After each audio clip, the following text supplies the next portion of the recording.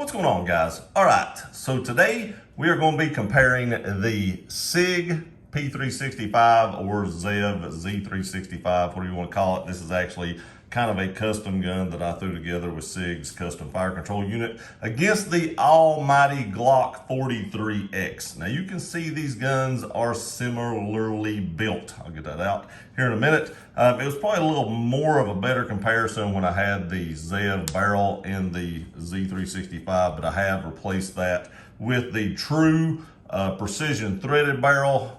I haven't got to sight this in yet. I haven't got to run any rounds through it since I got the true barrel, so I can't say how accurate that barrel is or how reliable it is. That barrel has been 100% reliable with the Zev, but I was getting some weird wear. The wear right here on the sides instead of the top was weird. I've never seen a barrel wear on the sides and not the top. I've never seen that, but it didn't cause any malfunction or anything. It was just wearing weird. But anyway, I replaced that with a threaded barrel so I can put a suppressor on it. But other than that, these guns are pretty much set up identical the same. This one is rocking a magwell from Shield Arms. So comparison size-wise, these are very, very similar guns. You can see right here that they are very, very similar in size. The threaded barrel makes the Sig a little bit longer, but not much. With the lights though, here's what I've come to realize. If you're gonna run a TLR 7 sub on your gun, the compacts like these, you can run a threaded barrel, you can run the P365 XL, or you can actually run the Glock 48, which I also have, because they pretty much sit flush with the end of these lights. So if you're going to run a light on one of these small pistols, you can actually just run the larger one, because if you're carrying appendix, your holster still has to be long enough to fit the length of this light. So it really doesn't make a difference if you run the long one or the short one. Your holster is going to be the same. And from what I've seen with this gun, for the holster I have for it, I can run the 48 in it just fine. So I would imagine the 365 XL would work just fine in this holster, but I do not have a 365 XL to test that theory out. Now, I do think, in my opinion, that this is the better option for concealed carry. That is just my opinion. This gun fits my hand better. I am more accurate with this gun. The trigger in this gun is better than the Glock. Now this does have Sig's custom fire control unit in it, but even a standard P365 does have a better trigger than your standard Glock. Glock's triggers are just kind of smushy. I have checked these, they are safe. They're just kind of smushy. You hit a wall and then it breaks. Sig's triggers are just they're smoother. Once you hit that wall, breaks a little cleaner, in my opinion. The reset on the Sig is also better in my opinion, but there again, this is the custom fire control unit. The standard one may be a little different. They both will accept optics. They have the same identical optic on them. They are both running night vision sights, and they're both pretty much the same with the Sig, maybe just a hair wider, but not much. Accuracy wise, for me, again, for a lot of people when they pick up a Glock, I want to go ahead and say this right now, a lot of people when they pick up a Glock, the grip angle is a little funny for them. If you've been shooting Glocks for a long time like I have, that usually doesn't bother you, and you can get past that. You have learned to, how to hold the gun, that when you bring it up, the sights are aligned. But normal first-time shooters that grab a Glock and pull it up to present it in front of their face, the sights are usually off one way or the other, up or down or left or right, because the grip angle just isn't natural. The Sig, however, has a more natural grip angle. When you present this gun, it just is way more pointable than the Glock is to have your sights aligned. First time shooters will probably have an easier time learning how to shoot this gun versus learning how to shoot this gun, because if it's more pointable and more naturally fits to your hand and aligns to your eye, you don't have a learning curve of also needing to learn how to present the pistol to a line of sights. The mag well in this is pretty nice. I do like this mag well. I do recommend these mag wells if you are going to carry this gun. The Sig, however, I don't think you can put a mag well in it the way the grips are made right here. I wish you could. I do like these mag wells, and I may do a little research on that. Somebody out there, if you know, put in the comment section if they make one for the small 365 frame. I don't think they do, but I would kind of like to have a mag well for that if possible. Now, I do not run 10 round mags in my Sig. Since I built this gun, or bought the components and put it together, I went ahead and bought all 12 round magazines and 15 round magazines.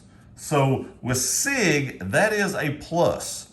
You can buy factory 12 round magazines and 15 round magazines.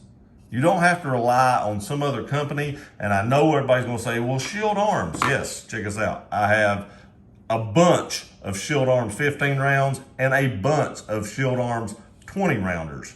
You know how many of these run in this 43X or my 48 MOS?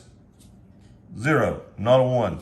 I cannot get these to run in those guns. The only reason I still have these Shield Arms magazines is because there's a company, I believe it's called Alpha Foxtrot, that makes a 1911 that will use these magazines. And I would like to pick up one of those tiny 1911s and see if these would run in it.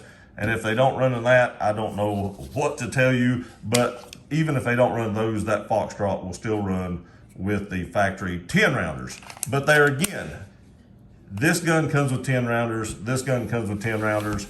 Only factory 10 rounders come with this, but you can upgrade to 12 and 15 rounders for the Sig. That's how I carry it. The Sig with the 12 round magazine feels way better in my hand even than the Glock with the bigger grip. Now you can see with the standard grip how much bigger the Glock grip or longer the Glock grip is than the Sig. Now if I put the Sig magazine in, it is essentially the same length. You can tell right there, it's essentially, the Glock is still a little bit longer, but essentially the Sig is the same length as the Glock when you put the 12 rounder in. So if you're going to have one or the other, why not just go ahead and go with the Sig with 2 more rounds capacity, and it's still even a little shorter so it won't print as bad as the Glock will. Again, both these guns are not going to print horribly because they're so thin and so small. And another reason I used to not buy the 365 XL and I didn't carry my 48 was the length of the gun was more comfortable to carry in the shorter configuration. But again, if you're running the TLR 7 sub, it really doesn't make that much difference. You can actually go for the long ones. Most people say they do prefer the 365 XL to the 365. There again, I've never shot a 365 XL, oddly enough. I've actually never even held one of those pistols because I like this one so well, I just couldn't see me switching over. Now the Glock, they have made a ton of improvements to the Glocks. If you're going to buy a 43X, I go ahead and suggest you go ahead and buy the MOS version. Even if you don't think you'll ever run an optic on it, why not have it and not need it, then need it and not have it? So I would say go ahead and buy this version. On the Sig, you can buy Sigs that are optics ready. Now I do want to say this is a huge nod to the Glock. The Sigs that are optics ready, if you don't get the Zev or some custom version, like the Spectre Comp or something, you lose your rear sight. I will not put optics on a gun that I lose my rear sight. Optics, batteries can go dead, optics can fail, this, that, and the other. Your iron sights will always be there. So I do not want to lose my iron sight. A lot of people will tell you, hey, you can use that notch in the back of the optic right here, but I would still prefer to have a real set of iron sights, which is why I went with the Zev version over the regular 365. I did have a regular 365 at one point that was not optics ready, but since I started carrying pistols with optics, I went ahead and upgraded to the Zev. But there again, that is a huge nod to the Glock, because if it was for the 365 and I was going to run an optic on it and I couldn't get the Zev version, I would carry the Glock, just because it does have the rear sight stays on the gun when you mount the optic. And again, anymore, I don't carry guns without optics. That is a huge advantage, in my opinion. When you go to optics and you get used to carrying pistols with optics, it is a huge advantage over iron sights. It allows you to be more aware of your surroundings. When you pull that dot up, you can look through the dot. You don't have to focus on the front sight. The dot is just there, just like when you're shooting a rifle. So you have more awareness of everything going on around you, and you don't get tunnel vision towards whatever your target is in front of you, or the bad guy in front of you, whatever you want to call it, the person that is meaning to do you harm. You don't just get tunnel visioned on him and totally get distracted from the guy that may be with him that's to your right or left. There again, I don't think you can go wrong with either one of these pistols, but especially if you're a first-time shooter, I think this would be more naturally to get accustomed to shooting and be more easy to train with and get used to, whereas the Glock, a lot of people have issues getting used to that grip angle. Both these guns have been 100% reliable. I probably am getting close to 800 rounds through the Zev, maybe a little more with the Zev barrel, not this barrel. I don't know how this barrel's gonna do it. If it's not reliable, I'll just go back to the Zev barrel. This gun, I probably have 300 or 400 rounds through, and I've had no issues with it either. Again, if you have any questions, leave them in the comment section below. Both the lights fit on them very tight. You can actually, I can't get my hands in the picture. You can get to the switches of the lights very easily on both firearms. Both firearms have a ton of aftermarket parts, holsters, and anything else. These are basically the Legos of, concealed carry. And from what I've seen online, I think more people are actually starting to lean towards Sig than they are Glock nowadays. I actually made a video a while back that said, why am I leaving Glock and I'm never returning? It's because companies like Sig have surpassed Glock pretty much in every way, because this gun has not hardly changed any since it come out. That's just my 2 cents. I appreciate y'all watching this video. Please like, share, and subscribe. Love you guys. See you next time.